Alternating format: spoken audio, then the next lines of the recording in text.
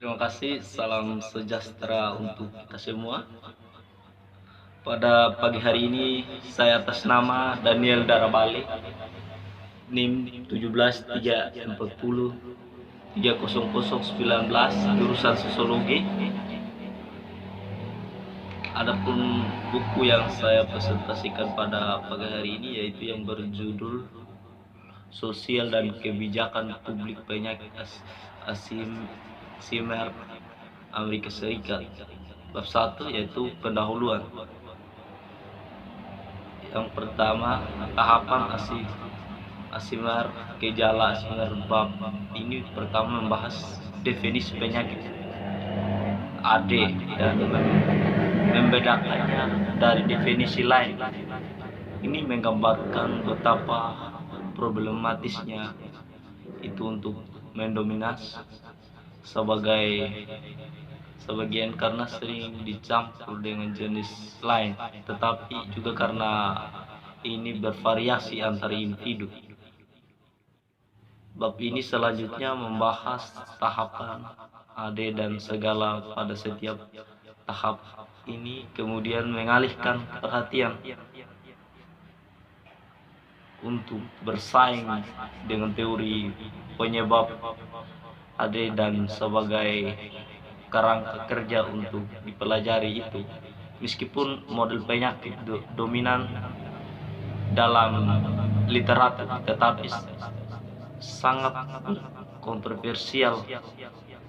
Bab ini juga kemudian membahas tentang analisis kemungkinan pengujian untuk penyakit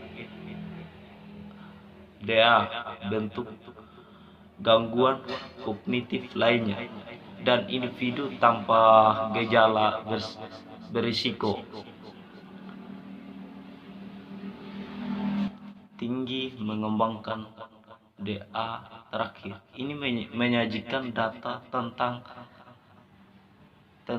prevalensi DA dan kematian di Amerika Serikat dan global.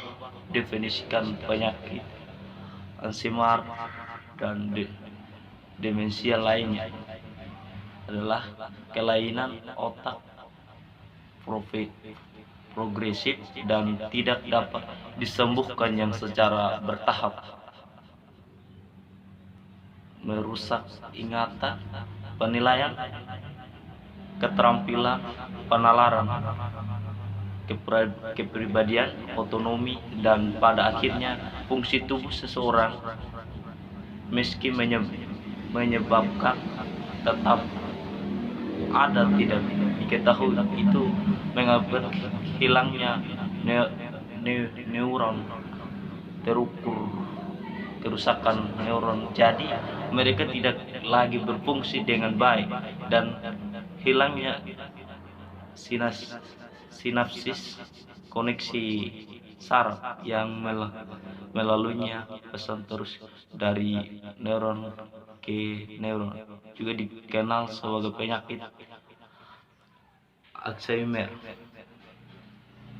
Penyakit DA pada dasarnya adalah penyakit orang tua dewasa, meskipun gejala pertama yang terlihat dapat terjadi lebih awal. AD awalnya onset kadang-kadang dapat mempengaruhi orang-orang semuda 30 tahun, tapi ini jarang terjadi ketika AD berjalan dalam keluarga ini tersebut.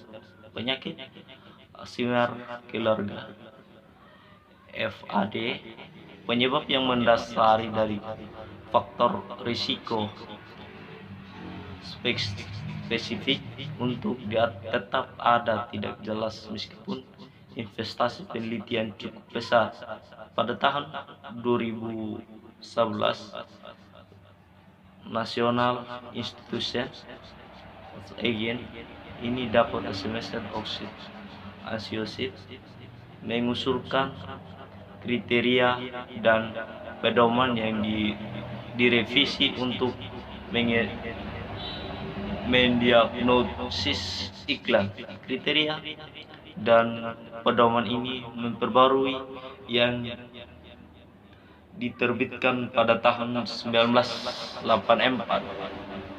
oleh institusi gangguan neurologis dan kroke nasional dan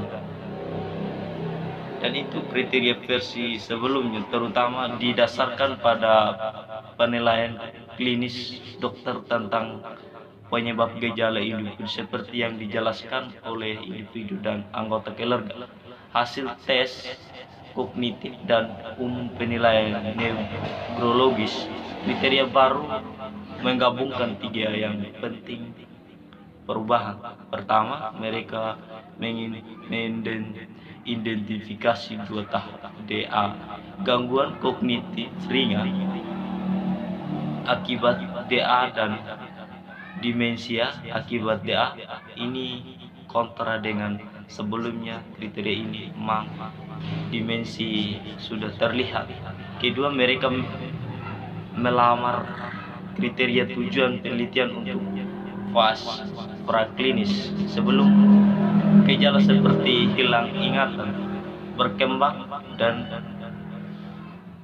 dan yang ketiga, mereka memasukkan tes biomarker yang bisa menunjukkan ada atau tidak adanya DA atau risiko mengembangkan.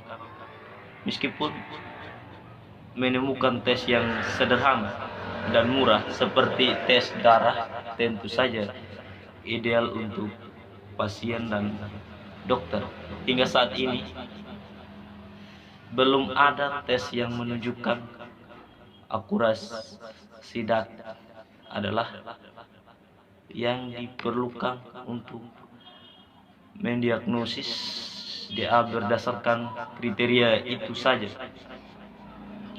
Suatu kondisi di mana seseorang mengalami perubahan yang ringan namun dapat diukur dalam kemampuan berpikir. Pendekatan lain adalah kesehatan masyarakat model yang menggeser perhatian pada strategi pencegahan dan promosi kesehatan. Kita harus mengkalibrasi ulang kajian AD dari fokus yang hampir eksklusif pada aspek biokimia, farmakologi, molekuler, dan genetik untuk memasukkan model ekologi dalam psikososial kesehatan. Istilah ekopsikososiologi memperluas biopsikososial model kesehatan untuk mencakup ekologi sebagai bentuk dominan biologis berpikir dalam hubungannya dengan penyakit. Perspektif provokatif tentang DA adalah bahwa ini tidak lain penuaan normal, dan karena itu tidak dapat menyembuhkan penuaan. Kita membutuhkan pandangan yang tercerahkan tentang DA dan apa artinya menjadi manusia yang menua. Untuk AD adalah mitos berdasarkan harapan palsu diabadikan oleh kuat komunitas penelitian dan industri farmasi. AD tidak mengklaim sebagai korban orang tua, melainkan hanya mengubah cara hidup seseorang. Ini bukan penyakit tunggal yang bisa dibedakan dari norma penuaan dan tidak ada bukti bahwa itu adalah epidemi. Selain fakta, di sana lebih banyak orang yang hidup sampai usia tua. Apalagi itu ilusi ilmu itu suatu hari nanti akan menandakan barang melawan AD. Karena itu akan membutuhkan pengertian proses alam penuaan otak.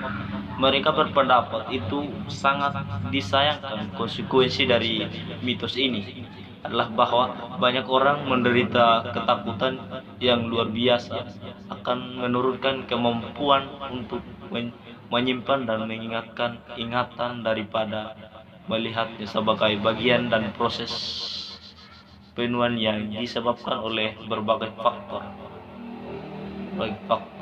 semua manusia sampai taraf tertentu kehilangan penglihatan, pendengaran, indera penciuman dan juga ingatan. Oleh karena itu, demensia paling baik dilihat sebagai suatu kontinu bersama kita semua maju dengan kecepatan berada. Terima kasih.